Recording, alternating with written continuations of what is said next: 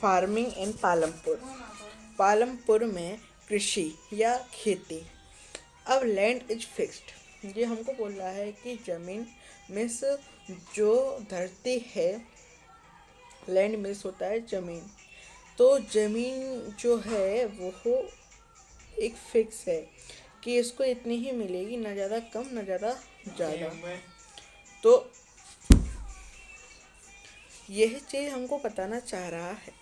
तो इसमें ये बोल रहा है farming is the main production activity in Palampur. 75% of the people who are working are dependent on farming for their livelihood. They could be farmers or farm laborers. The well the well-being of these pupils is closely related to production on the farm. But remember that there is a basic constant in raising farm production. Land area under cultivation is practically fixed. Since 1960 in Palampur, there has been no expansion in land area under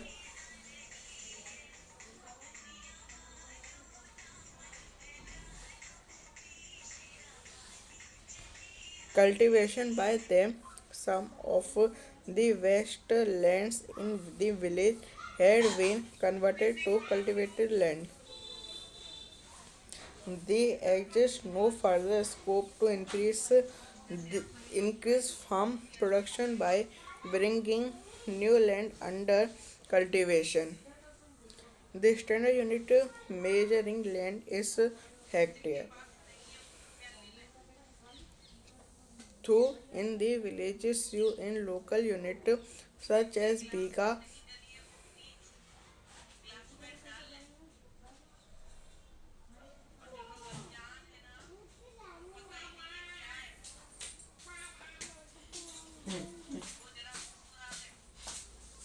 Guntha, etc.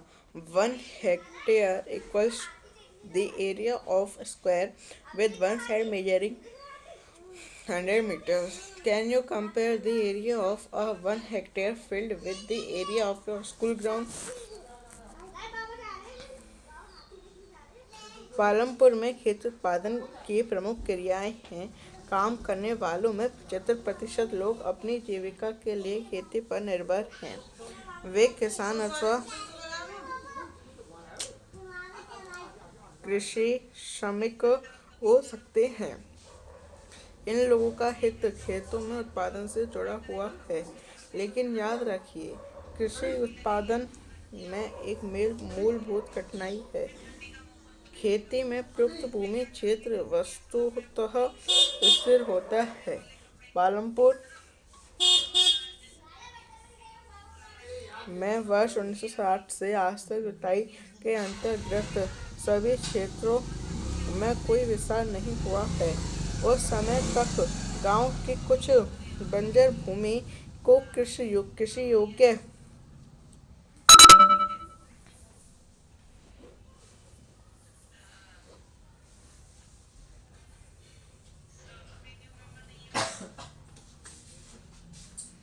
कृषि उत्पादन को बढ़ाने और की कोई गुंजाइश नहीं है।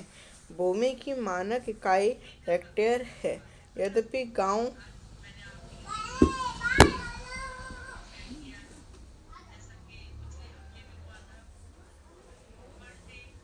क्षेत्रफल बराबर हो,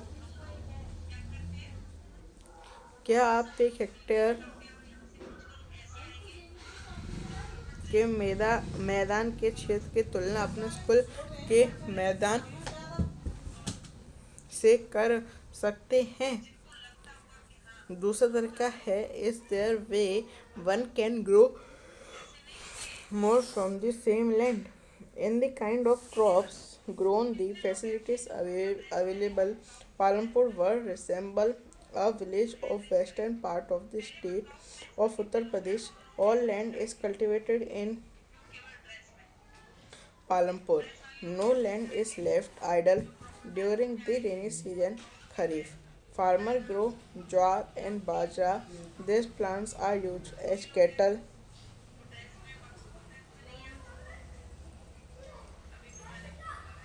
feed. It is followed by cultivation of potato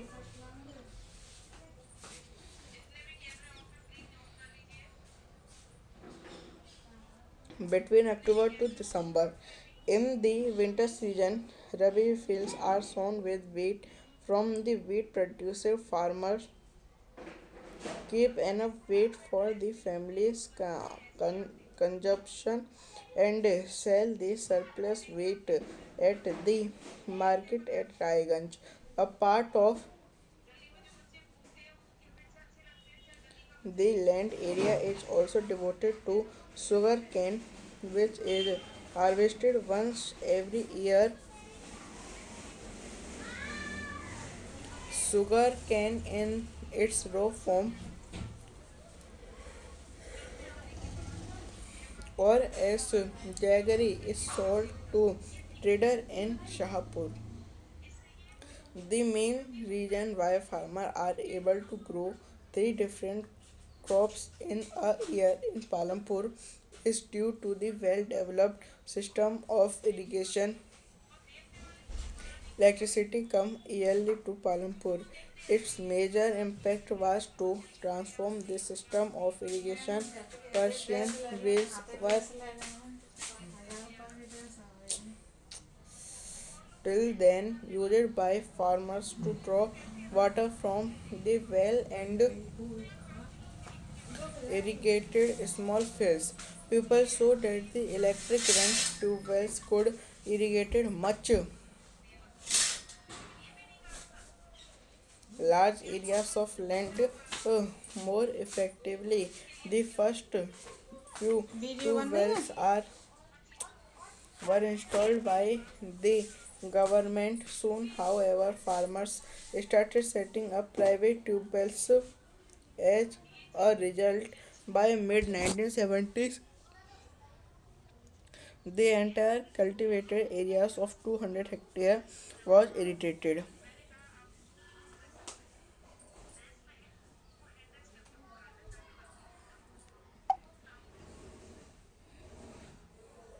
Not all villages in India have such high levels of irrigation. Apart from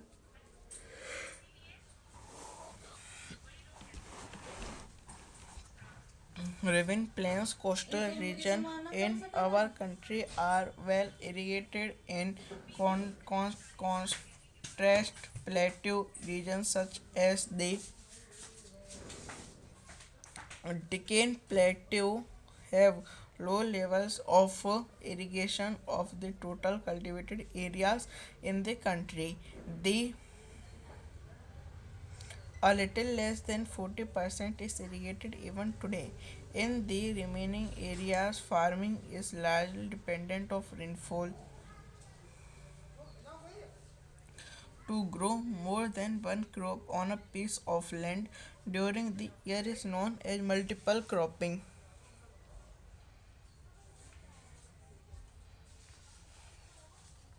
It is the most common way of increasing production on a given place.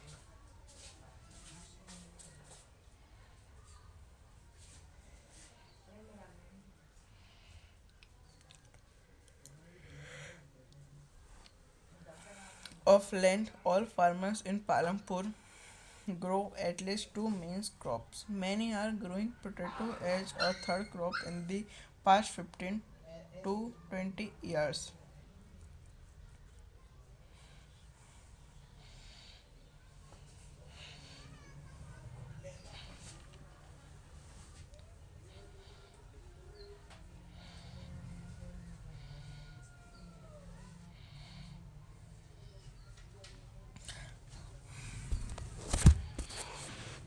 क्या उसी भूमि से अधिक पैदावार करने का कोई तरीका है?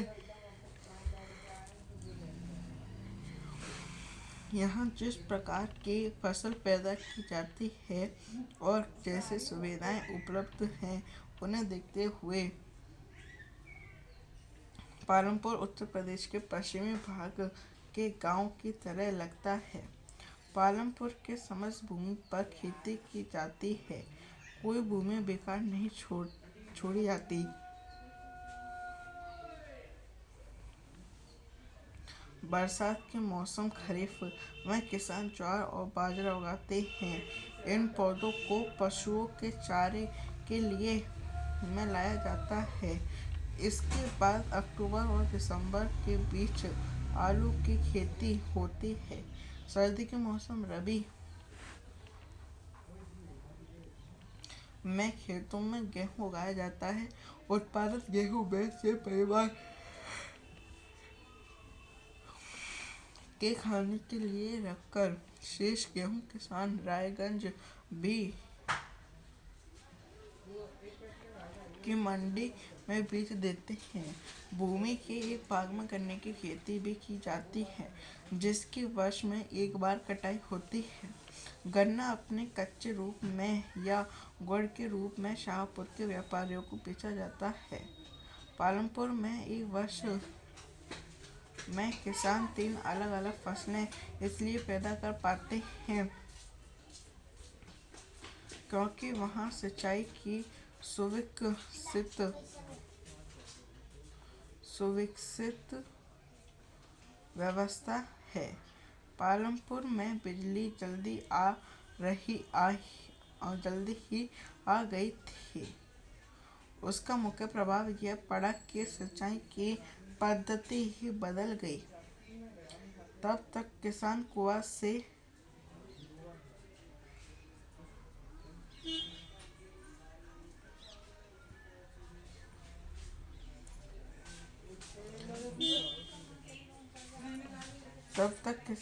कुओं से रहित द्वार पानी निकाल कर छोटे छोटे खेतों की सिंचाई किया करते थे। लोगों ने देखा कि बिजली से चलने वाले नलकूपों से ज्यादा प्रभावकारी ढंग से अधिक क्षेत्र की सिंचाई की जाती है। प्रारंभ में कुछ नलकूप सरकार द्वारा लगाए जाते हैं, पर जल्दी ही किसानों ने अपने निजी नलकूप लगाने प्रारंभ कर दी। परिणाम स्वरूप 1970 के दशक के मध्य तक 200 हेक्टेयर के पूरे जुते हुए क्षेत्र की सिंचाई होने लगी। भारत में सभी गांवों में ऐसी उच्च स्तर की सिंचाई व्यवस्था नहीं है। नदियों मैदानों के अतिरिक्त हमारे देश में तटीय क्षेत्रों में की अच्छी सिंचाई होती है।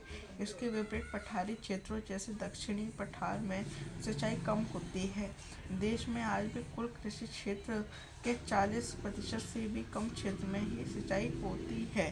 शेष क्षेत्रों में खेती मुख्यतः वर्षा